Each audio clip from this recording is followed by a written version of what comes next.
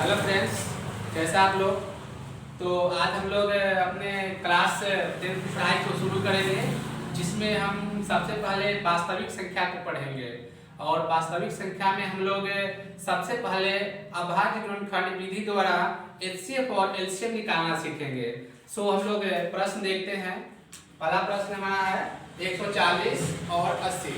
तो हम लोग इसी प्रश्न को देखेंगे कि कैसे अभाज्य गुणनखंड से एचसीएफ और एलसीएम निकाला जाता है। तो सबसे पहले करना क्या आपको कि 140 को खंड करना पड़ेगा। 140 को खंड कर लेते हैं, इस तरह से खंड करेंगे। और कोशिश करना है कि खंड करते समय सबसे छोटी से छोटी संख्या से स्टार्ट करना है। वैसे नहीं कि बड़ी से बड़ी संख्या से शुरू कर ले, आपको स्टार्ट करना है छोटी संख्या से। जैसे सबसे छोटी संख्या 2 होती है, तो 2 से अगर इसको डिवाइड करें, 2 से अगर 140 को डिवाइड करें, 2 को 140 से अगर डिवाइड करना है, 2 को 140 से डिवाइड करेंगे तो हमारा आएगा 7 गुना 14 कट जाएगा, एक शून्य बचा तो एक शून्य आगे क्या हमारा 70 आया। तो 2 से डिवाइड करने पे यहाँ पे 70 आएगा, तो 70 लिखेंगे। फिर अगेन हमको 70 को 2 से डिवाइड करना है, 70 को 2 से डिवाइड करना है। तो 3 गुना 6, एक बचेगा 0, 2 बचे 10, यानी आया था 35। तो इधर क्या तो 35 है। फिर आप 2 से डिवाइड 35 करेंगे तो 2 से डिवाइड 35 नहीं होने वाली है।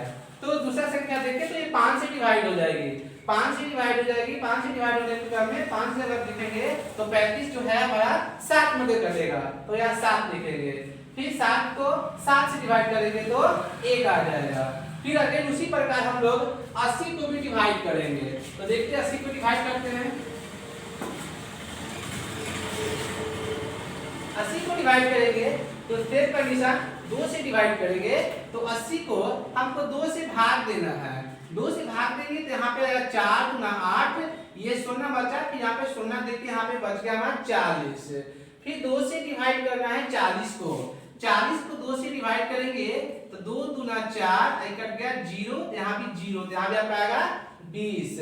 फिर 2 से डिवाइड करेंगे तो 20 को 2 से डिवाइड करना है, 2 एकम 2, फिर शून्य अगेन शून्य यहाँ पे तो आपका आ गया 10। फिर 2 से डिवाइड करेंगे तो हमारा आ गया 5। अब 2 से 5 जो है 2 से डिवाइड नहीं होने वाली है, तो हम लोग करेंगे 5 से 5 को डिवाइड करेंगे तो ये हमारा हो गया 1। ये खंड करने के बाद हम लोग इसका एचसीएफ और एलसीएम निकालेंगे। देखते हैं इसे कैसे निकाला जाएगा। लिखेंगे एचसीएफ बराबर, एचसीएफ निकालने में ध्यान रखेंगे कि हम उसी संख्या को लिखेंगे जो दोनों में कॉमन होना चाहिए। जैसे अगर देखा जाए तो यहाँ पे 2 है, यहाँ भी 2 है, यहाँ दोनों में 2 है, तो ये दोनों 2 के बदला एक ही 2 लिखेंगे। तो यहाँ 2 लिखे, आगे आपको गुना का चिन्ह देना है। फिर देखिए तो यहाँ भी 2 मिल रहा है और यहाँ भी 2 मिल रहा है, तो यहाँ पर 2 लिखे। फिर अगेन गुना का चिन्ह देंगे और चेक करेंगे आगे मिल रहा है नहीं मिल रहा है। जैसे देखेंगे अगर यहाँ 5 है तो यहाँ भी 5 है, तो ये दोनों 5 से मिल गया, ये 5 और यहाँ पर 5 लिखा जाएगा। ठीक है, आगे देखते हैं तो यहाँ पर 7 है बट इधर कहीं पे भी 7 नहीं है। यहाँ पर 7 है बट इधर कहीं पर भी 7 नहीं है, तो 7 हमारा नहीं लिखाएगा। हम वैसे ही संख्या को लिखेंगे जो दोनों में कॉमन मिलना चाहिए। तो देखिए तो यहाँ 5 7 है बट इधर 7 नहीं है, इधर बच गया 2 बट इधर 2 नहीं है, एक और 2 बचा, इधर भी 2 नहीं है। तब जब कॉमन नहीं मिलेगा तो हम नहीं लिखेंगे। अब इसको गुना कर देते हैं, तो गुना करने पे हमारा आ जाएगा 2 गुना 4 और 4 बचे 20, अर्थात इसका एचसीएफ का जो मान हो गया ये 20 हो गया।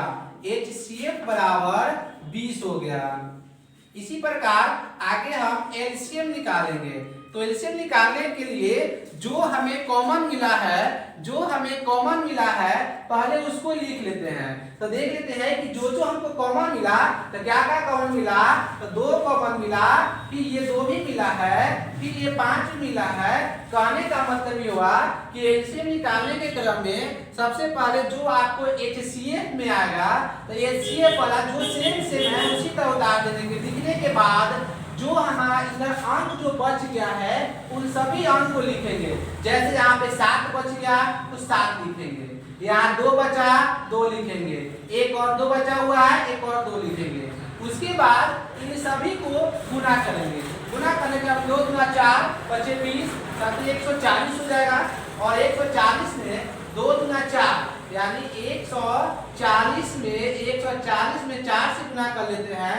0 14 चौका 56 यानी 560। इसी क्रम में हमारा एलसीएम जो है आ जाएगा 560।